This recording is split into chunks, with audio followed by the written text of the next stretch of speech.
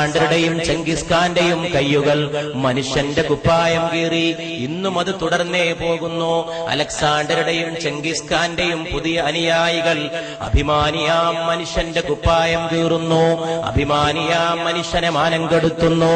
പരിശുദ്ധ ഖുർആൻ എത്ര മനോഹരമായിട്ടാണ് 14 നൂറ്റാണ്ടുകൾക്ക് മുമ്പ് വിളംബരം ചെയ്തത്. ഭരണാധികാരികളായിട്ടുള്ള ചില അതിക്രമികളായിട്ടുള്ള ആളുകൾ പാവങ്ങളുടെ രാജ്യങ്ങളിൽ പ്രവേശിച്ചാൽ അവിടെ അവർ ചെയ്തു കൂട്ടുന്നത് എന്തെന്നറിയുമോ?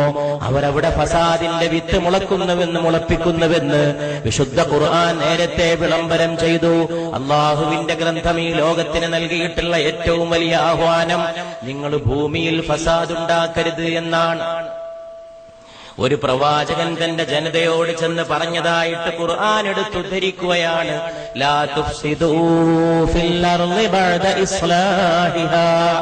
ഒരിക്കലും ജനങ്ങളെ ഈ ഭൂമിയെ നന്നാക്കിയ ശേഷം പിന്നെ നിങ്ങൾ ഈ ഭൂമിയിൽ കുഴപ്പം സൃഷ്ടിക്കരുത്. നിങ്ങൾ രക്തം ചിന്തരുത്, നിങ്ങൾ പരസ്പരം കൊലവിളിക്കരുത്, നിങ്ങൾ അഭിമാനമുള്ള മനുഷ്യനെ അപമാനിക്കരുത്, നിങ്ങൾ ഭൂമിയുടെ സ്വാസ്ഥ്യം കെടുക്കരുത്, നിങ്ങൾ മനുഷ്യന്റെ സമാധാനം തകർക്കരുത്, നിങ്ങൾ കിഴക്കിന്റെയും പടിഞ്ഞാറിന്റെയും മധ്യത്തിൽ വിപത്തിന്റെ വിത്തുകളെ വിതക്കരുത് എന്ന് അള്ളാഹുവിന്റെ ഗ്രന്ഥത്തിലൂടെ ഒരു പ്രവാചകൻ അങ്ങനെ നടത്തിയ ആഹ്വാനം അല്ലാഹു അവന്റെ ഗ്രന്ഥത്തിലൂടെ നമ്മെ ഓർമ്മിപ്പിക്കുകയാണ്.